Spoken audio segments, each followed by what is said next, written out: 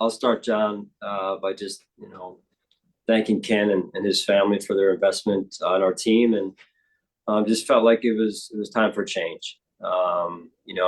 We need to be a confident offensive football team and find consistent production, and that's really what it came down to. What do you feel you need to see from that unit moving forward under Joe? Yeah, I mean, just more than anything, like I just said, is come out with an energy about our offense and what we're doing, and move the football and score points. I mean, that's really the offense's job at the end of the day. Thanks, Sean. John, this move is going to come, on a short week here, going Monday into Sunday, when you had 2 longer weeks where, it might have been a little more convenient to make a move like this and make a change. Is that an indication of the urgency that was required, that this move had to happen right now? Well, I know listen, there's never a good time to do it, right? In particular on a short week. It just felt like, this was the right time, and always want to try and do what's best for the team. And I felt like this was needed right now. And as we go into that locker room on Sunday to play the Jets across the street here at home, that this is the move that was needed, and that's why I did it. This is a move that I don't think you've been a part of in your career in terms of being on a team where a coordinator change was made mid-season. What is your anticipation of the impact, whether it be in the locker room or, with the coaching meetings, or how this is going to be received organizationally wide? With the locker room, you're saying, or the players or the coaches? Locker room players primarily, yeah. Yeah, I mean, this is it's an unfortunate part of our business, right? It's a results-driven business, and sometimes changes are made. And in particular, when they happen during the course of the season, you've got to turn the page rather quickly, unfortunately, and move on and get yourself ready to go for this week. All right. Thanks, Sean. Appreciate it. Yep. Hey, Sean, John Worrell. You talk about confidence and energy. What sapped this offense of its confidence and energy, do you think? Well, I mean, I think it's just when you're not producing, right, that over the course of time, that's what wears confidence levels thin, and I think that's really the goal here is to find that confidence again, either before or after you get some consistent production. And I think through the better course of 10 games, that's really where we were. We were inconsistent, and because of that, not scoring enough points. So that's the at this point, that's the goal. We've got to find that confidence. We've got to find that energy. We've got to find that consistent level of production. And how much did you feel this move was necessary to not, I guess, lose the locker room in some ways, because the defense has been banged up and the offense seems to be frustrated? Give me your question. How much do you feel that this move was necessary to not lose your locker room, in the sense that the defense, has been banged up and playing very well, and the offenses look frustrated?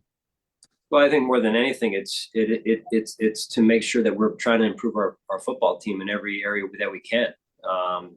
And that's my job as the head coach of this football team. So, when you look at, again, like I said a few minutes ago, we're going in 5 days back in that locker room.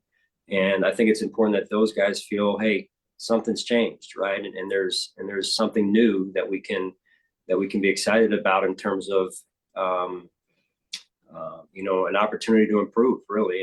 And I think that's a piece of it, but also it just, like I said, just got to be the right time right now to make the move and see if we can get some energy about our offense right now. Thanks, Sean. Yep. Hey, Sean, Josh Reed here. Thanks for taking some time for us. From a human kind of aspect of this whole thing, I would say a lot more people have been on Ken Dorsey's shoes than your shoes. What's it like to have that conversation, assuming that Ken Dorsey was doing all that he possibly could to succeed and working hard at his job? How tough is that? Yeah, Josh, I appreciate that. It is extremely tough. And when a person, a coach like Ken, has been working as hard as he's been working, it makes it doubly tough to to share that news. Ken's a good person. His family are great people, and like I said, they were invested deeply in our organization, our team, and they've done great things. They've helped us accomplish a lot here. So it made it doubly tough. And one just last thing for you. So Joe Brady becomes the interim OC. Who takes over as the quarterback coach now? Yeah, we're still working through that, as you'd imagine, with the short week and game planning, and that's really what we're focused on right now. And then I'm sure the follow-up questions are going to be who's going to go where's Joe going to call it from, and we'll work through that as the week unfolds. Okay. Thanks, Sean. I appreciate it. Sure. Hey, Sean, during the course of, the last year and a half, obviously the last half season, you have now been preparing to go against opposing offenses. Did you feel like your offense became too predictable? You know what? I just like I said, I think overall the best thing to do right now is not get into kind of what the reasons were that led to this change, but just overall what we can do about it moving forward. And that's really what I'm focused on right now. Is I just felt this was the right time. Certainly, unfortunate situation. But overall, trying to instill some new energy in our offense, some new confidence, some new consistency in terms of the production, producing on a more consistent level. So whether it was predictable, not predictable, I certainly have my opinions overall. I'll keep those in house for now, if you don't mind. It feels like the natural progression was that if this move was going to be made, that Joe would get elevated into that interim role. But what has he done from your standpoint to kind of earn this opportunity? I know he's called plays in the past and he's had the job before, but from the time he's joined your team, what have you seen from him to kind of give him this opportunity? Well, he comes with some experience, to your point. I think overall, just his day-to-day command of his job more than anything. And it's like anything else. Some of this is a projection, and also want to see what he can do in this role. And he has a close relationship with Josh and as a quarterback coach. And we talked this afternoon and really actually earlier this morning, and he's got some ideas, and we'll see where it goes from here. Thank you, Sean. Sure. Hey, Sean, I was curious, you said now was the right time to do this on a short week. Obviously, that comes with difficulties. Why did you feel like this week, right now, today was the day to do this versus maybe last week when you might have had an extra day for game planning and adjustments and that sort of thing? Yeah, it's just, overall, again, I wanted to look at where we were and where we might be able to go moving forward. And I just didn't feel like last week was the right time, and really was focused on winning the game as I am this week. And I want to give our players the best chance to win, and I felt like this was a decision that would do that going into Sunday's game.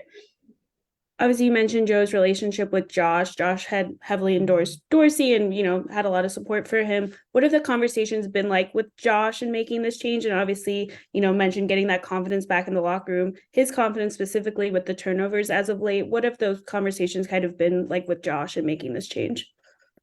Well, Josh and I speak daily, and this decision was made by me and me alone. Beyond that, it's Josh's responsibility and job to come out and help Coach Brady formulate the game plan and then come out and execute the game plan and take care of the football and lead our offense more than anything. Thanks, Sean. Hey, Sean, Heather here. Just where do you see Josh, like his mentality and kind of just where he is in his mental state right now? I know the words confident has come up a lot, but with Josh specifically, where do you see he is right now, just mentally? Yeah, I mean, probably not where we'd like him to be. And that's natural based on some of the results that we've gotten this year, some of the results he's gotten, some of the turnovers in particular. But I'm confident that he'll find it. And I think, again, just some of the new energy around our offense, my hope is, and my aim is that it'll create a little bit of confidence, clarity, and ability to anticipate it as opposed to, in some cases, react. And I think that's what a part of playing the quarterback position is all about. How have you seen Josh's relationship with Joe kind of progress as Joe joined this organization? As you know, Josh is an easy guy to get along with, and so it didn't surprise me that the two of them, formed a good relationship, much like Coach Dorsey did it with Josh as well, and so I think that Joe and Josh have a good relationship, and now it's going to be taken to another level with Joe in a slightly different seat. So, but my hope is that connection that was newly formed over the last year and change will serve them both well in this new challenge. Sean. Hi, Sean. Fans, media people, they generally look at, coaching a lot of times the big picture, scheme, play calling, things like that. But, the details, you're always very prideful of the details and the fundamentals and being buttoned up. And that's gotten away from your team a little bit here offensively, the fumbles, the interceptions. How much of that goes into thinking about the overall decision? How much of that is coaching, those little details on a day-to-day basis of being buttoned up and maybe leads to something like this? Well, I think to your point, style scheme is one thing, right? But sometimes it's in the margins, right, too. And so you got to look at both when you're looking at the broader picture of everything, and fundamentals, technique, overall energy, as I said, of the offense in this case. A certain level, a certain DNA of the offense and mindset, and so I think that's important, right? And because running plays is one thing, but how you run them is another, and the pride that you take in doing things the right way. And so it's never just one thing, but you got to evaluate the total package here. And one question on yesterday's game. I don't think you were asked this after the game, so I apologize if you were. You elected to take the ball first on the opening coin toss. What went into that decision to do that, and kind of a departure from what you normally do? Yeah, I just wanted to find ways to jumpstart things and to show the offense that I was confident in them, and wanted to see us come out and move the football. And unfortunately, we fumbled the ball away on the first play. So, it didn't go the way I wanted it to, but I was hoping to find a way to spark some things there. Thanks, Coach. Yeah, hey Sean. On the broadcast, we saw you getting after Josh a little bit after one of his interceptions. I believe it was the one just before the half. Do you feel there's any need for him to be coached a little bit harder moving forward than he has been throughout the season? Well, it's always with every player, you're always trying to be the best coach you can be for that player, right? And teach them in the way that they respond best. And so sometimes in this case for Josh, it's going to be tough love. And I believe in the truth. I believe in honesty. And so I had seen enough yesterday of turning the ball over. And so he was going to hear it. So I think that at the end of the day, I don't believe in jading the truth because I don't think you grow from it, even though those conversations are hard once in a while. They got to take place.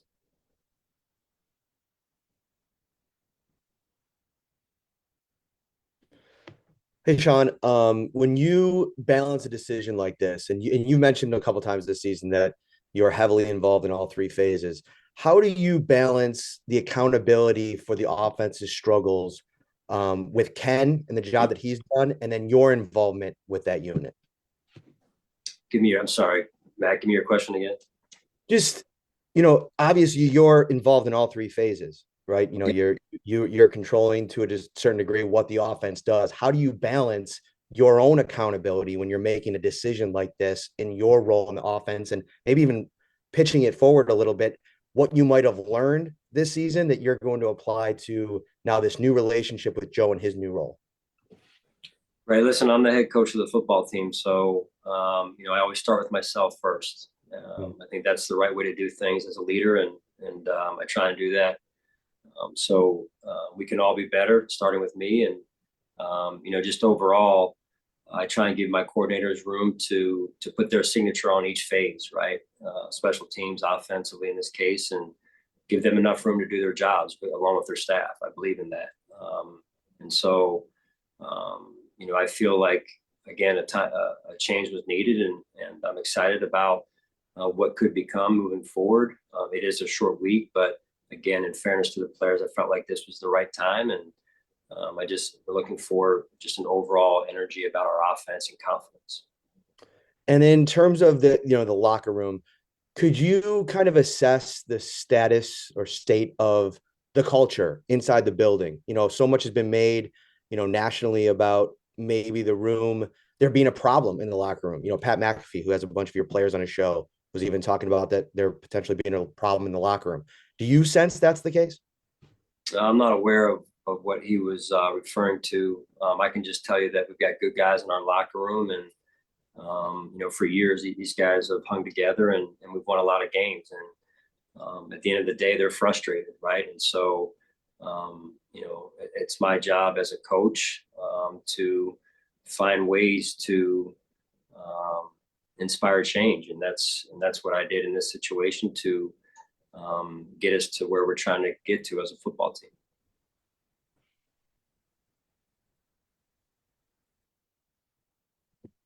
Hey, Sean, you've mentioned a few times just looking for more confidence out of the team. I was wondering, outside of just like wins alone, where do you tangibly hope to see confidence, or vice versa? Where have you not seen it lately across the offense? Well, I think, like I said, there's been times when we have moved the ball and scored points, but those times, I believe, have become few and far between, right? So, I can point to the Miami game, which I felt very good about. Obviously, we scored on just about, if not every drive there. But since that Miami game, and really before that, there were some times when I didn't feel like we were moving the ball well enough and scoring points. So it's the whole thing, right? It's the whole body of work. It's not just off of 2 games or 4 games. It's the entire season at this point. And so that's really the way I evaluated the entire season. So I guess just to clarify, that is, to you, confidence, is that mostly scoring points, or are there intangible things that you're also sensing on the offense over that whole stretch of games? Yeah, both. Like when Sally asked me about some of the finer points, some of the details, some of the fundamentals, it's in the margins. That's one piece, and then it's also you look at the X's and O's, right? And so just evaluate the whole thing. Thanks, Sean. Coach, good afternoon. Mookie Hawkins, 1 Sports Cincinnati. How you doing? I'm all right, Mookie. Yeah, Coach. 10 games in, how tough has this been for you? Having these dual roles as head coach in DC. Can it be overwhelming for you at times? No, I'm good to go, man. I'm as frustrated as anyone out there, and we're trying to win one game at a time right now. We got a chance to right the ship, and I'm extremely proud of how guys played at some positions last night, like I mentioned, and I thought the defense played really well through the better part of the game.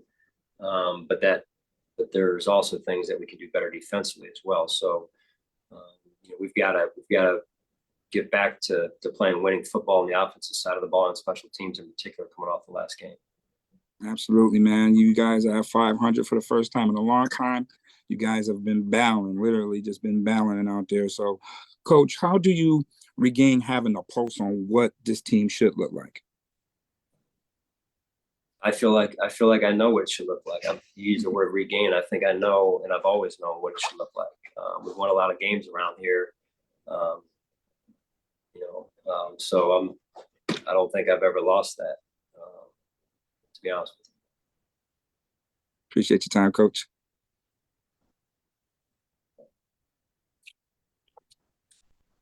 Sean, when you need to make a decision like this, how much of it is on the collective, meaning all the different parts involved with the team, that when you don't do your job or when we aren't successful as an organization, people lose their jobs?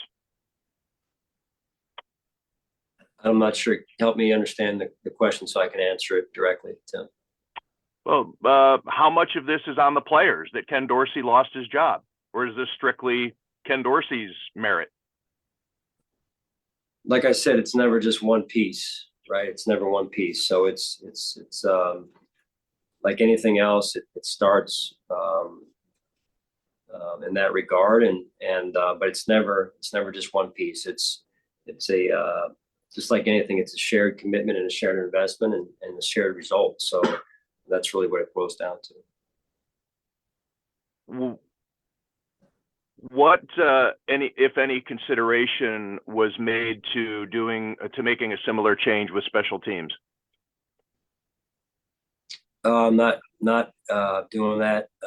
Confident in Coach Smiley, and we obviously didn't play well enough last night, and in the return game, in terms of their returns, their kickoff returns, their punt returns, and then the situation at the end of the game. So certainly not happy about that, and that's something that we take pride in terms of our preparation, our detail, and like I mentioned after the game, we practiced that this week, in fact, and something as quote unquote simple as that, a substitution pattern that should be able to be executed right there. And is there any additional explanation you can give on that with the extra man on the field, through your debriefing, reviewing the situation, talking with Matt Smiley as to what happened there? Well, if you look before half, Tim, it was somewhat of a similar situation where they were kicking a faster field goal, and normally you stay with your defensive team out there, your defensive, we call it defensive stay, and you do that so that you're not having a fire drill type of situation unfold where you're trying to get so many on and so many off. And now at the end of the game, there's two schools of thought. Either you do the same and rush with your defensive unit, or you try and get your block, your max rush unit out there, and that's what Coach tried to do. And unfortunately, a certain amount went in, and not the equivalent came out, and so we ended up with one too many. And then just my last question. This is more, I guess, from a rule standpoint, because it seemed to be some confusion among fans out there, and I don't know the answer. But when a team rushes its field goal unit out there, do you have the chance, or should the officials delay the play to allow you to get your team out there, just like you would a personnel substitution on defense? How does that work? Yeah. Well, I think it's both. I think, yeah, it's that everybody knows the situation, the clock's running, and the rule is underneath 2 minutes, they do not have to allow you to, they don't have to stand over the ball basically if they sub. So it just rolls. Gotcha. Okay. Thanks, Sean. Yeah. Sean, you mentioned it's never one thing, and that some of your reasons for this are going to stay private. But where would the offense's tendency to turn the ball over sort of rank in things that tip this decision for you? It's certainly up there, and you can't win football games doing that. It's losing football, and so.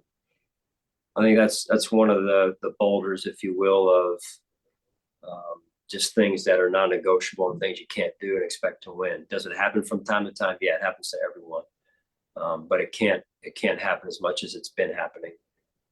Because you're not going to give yourself a chance to win as a team. So it's a piece of it, but it's all part of a bigger picture. Thank you.